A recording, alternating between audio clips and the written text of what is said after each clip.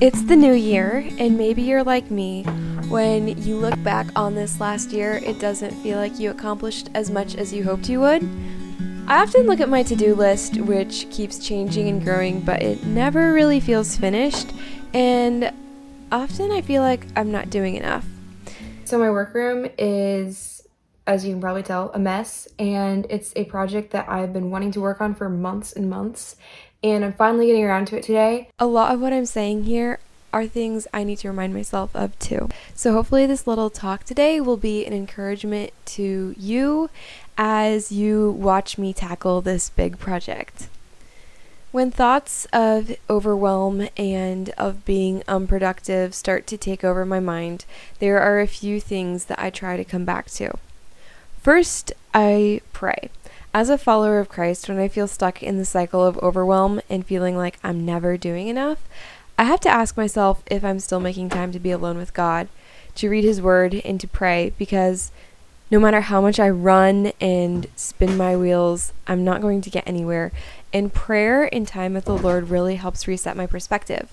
I'm reminded of Martin Luther's quote, "I have so much to do that I shall spend the first 3 hours in prayer."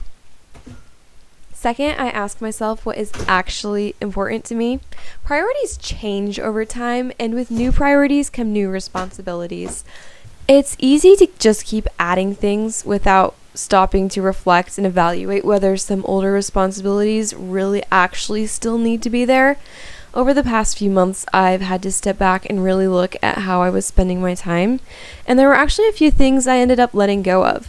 They were good things, fun, even helpful, but I just didn't have the time to give them the attention they deserved, so I actually just chose to let them go completely.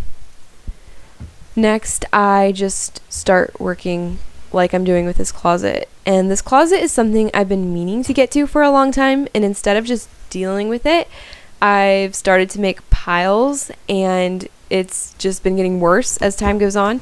And I realized I might not know exactly where everything should go or where I want everything to be, but actually just getting to it and just starting on it is going to make a huge improvement. One thing I like to do at the beginning of each year is choose a word of the year, which is a word I focus on, study, and try to grow in. And in the past, I've chosen words like joy, contentment, peace, virtue. This year, I picked a more ordinary sounding word, which is stewardship. I want to be more intentional about taking care of what the Lord has entrusted to me, both my possessions and my relationships, as well as any opportunities that I have. Fourth, I stop comparing. Whenever I compare my life to what other people show online, I end up feeling like I'm behind or like I've done my life the wrong way, whatever that means. But comparing my life to the little tidbits that other people show isn't realistic. What they're showing is not realistic, and for me to compare my whole life to that little bit that I see is not good. Woo! One Piece! And at the end of the day, I honestly don't care what other people think. I care what the Lord thinks. And here's the thing, if I'm being faithful each day to do whatever task is in front of me, big or small, to the best of my ability and for the Lord's glory, that is enough. It's also worth remembering that you can do all the things, but you can't do everything well, at least in a healthy manner. Fifth, I take time off.